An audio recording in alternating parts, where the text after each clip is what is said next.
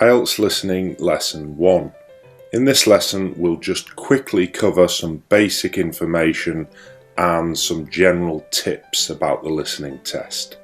So starting with the basic information, it's very important that you know what to expect in the test. So you must really know the test.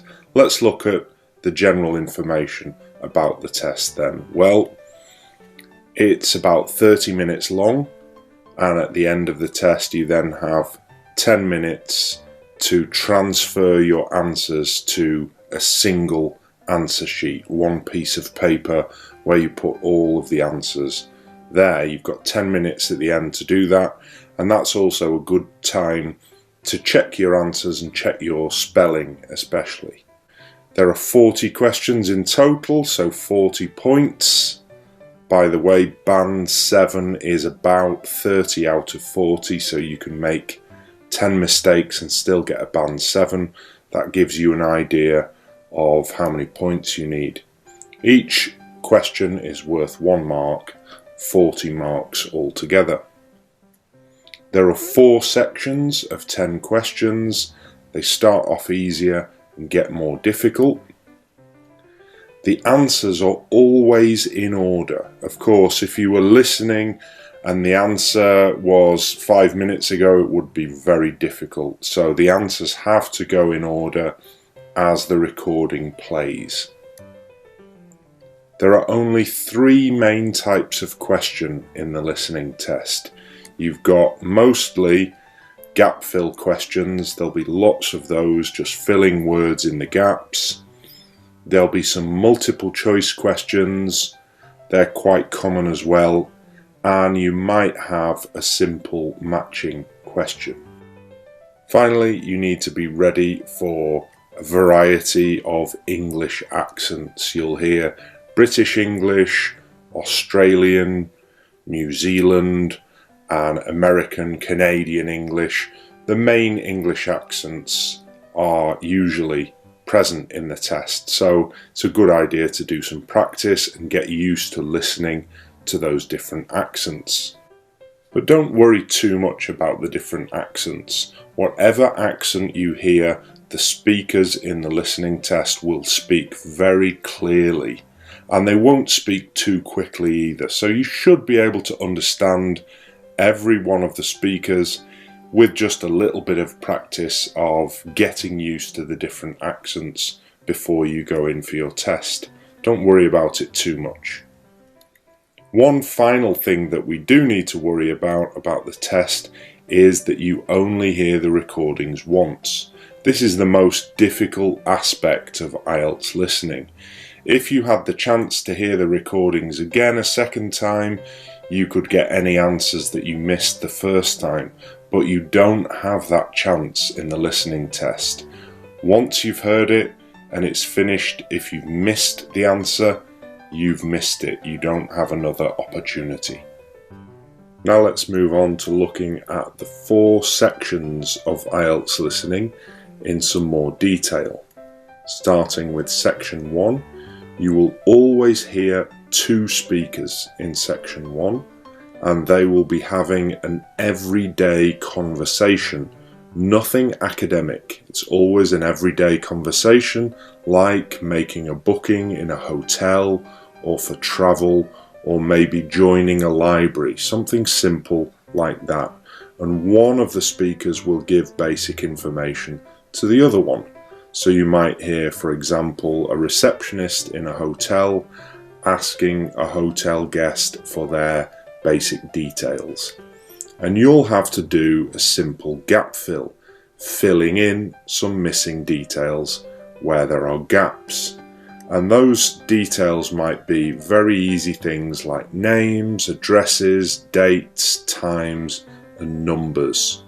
Easy information that's missing. You listen to the recording, you fill in that information, and be very careful with your spelling. So section 1 is quite easy, but I recommend that you need to try to get a high score, very high score in this section.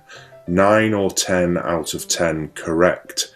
That means that you can make mistakes later in the more difficult sections.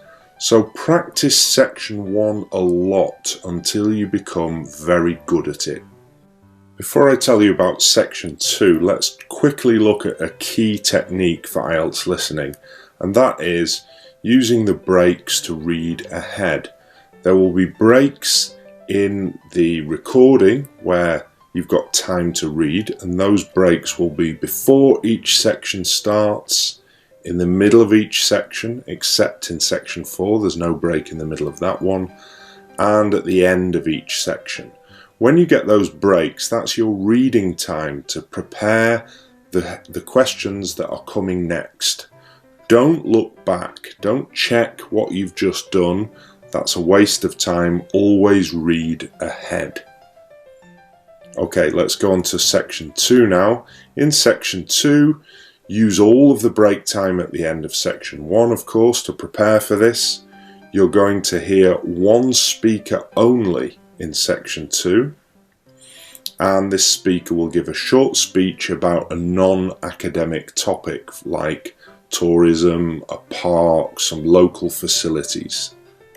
You'll hear this speaker speaking, and you'll have to do a gap fill, or maybe some multiple choice questions, or maybe some matching about what the speaker says.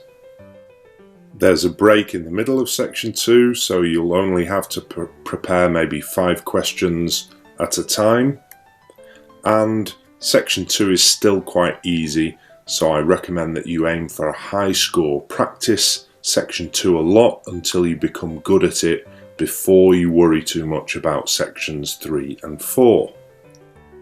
Let's move on to section 3 now. In this section, use the breaks.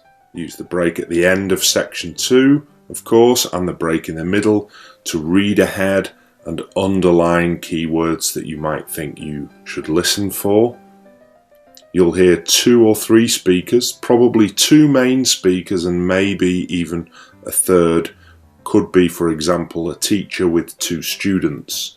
So this is a little bit more academic. They're supposed to be talking about academic topics here. A conversation related to education or training, for example, a tutor with a student. There'll be gap fill or multiple choice, and the multiple choice questions in this section can become quite difficult. If you get a multiple choice question, this is where you really need to use the breaks to read ahead and underline keywords in the questions and in the choices that you're given. But remember, when you're listening later in the recording, you're going to listen for keywords or synonyms. That means you might not hear the exact words that are given in the question. You might hear a similar word. So, for example, if the question contains the word lesson, don't be surprised if you don't hear the word lesson in the recording. You might hear the word tutorial or seminar instead of the word lesson. So be aware that you're underlining keywords in the questions and choices, but you might not hear those exact words. You might hear synonyms. That's important, especially in sections 3 and 4. So this is a difficult section, so you might only aim for 6 or 7 correct answers in this part. If you've done very well in sections 1 and 2, you can make mistakes here. And it's the same in section 4. Let's look at section 4 now. Use the break at the end of section 3 to read ahead. You've got no break in the middle of section 4, so you need to read and underline as much as you can in the break at the end of section 3. Underline keywords, remember. There's no break in the middle, as I've said. You'll only hear one speaker this time, and this speaker will give a speech about an academic topic. You'll get gap fill, maybe multiple choice questions, and you need to listen for the keywords or synonyms, as I've said in the previous section. This is difficult. Section 4 is supposed to be the most difficult section, And the reasons are that you'll hear faster speech, there'll be more content, so there'll be extra information which doesn't necessarily contain any of the answers. You might hear, for example, a whole 30 seconds or even longer of speech without any answers being given by the speaker. So be ready for that. Those are the 4 sections then, and we've talked about knowing the test really well, but the best way, of course, to know the test inside out perfectly is to do some real practice tests. This will give you the best idea of what the test is really like and what you need to do to improve. Before we come to the end of this lesson, I'll just repeat some of the key tips that I've given. The first main tip was to read ahead during the breaks, only check back at the end. Second key tip to remember, underline keywords. When you've got the break time, you're reading the questions, underline keywords. And listen for the keywords or synonyms. It might not be the exact words that you see in the question that you hear in the recording. Tip 4. Be careful with spelling. If you make a spelling mistake, the answer will be marked wrong. So if you have a problem with spelling, you really need to work on it and practice it for this test. Tip 5. Don't get stuck on a difficult question. Move forward. If you find one question difficult, don't start worrying about it. Miss it and go on to the next one. And finally, number 6, concentrate. Again, if you lose concentration, you're going to miss some of the answers. And once you miss 1 or 2, you'll find yourself lost and you could miss a lot more of the answers. So you must get used to concentrating for the full 30 minutes and listening very carefully to everything. That's the end of this lesson on tips. In the next lesson, we'll look at some example questions for the 4 sections, and we'll look at some good sources of further listening practice.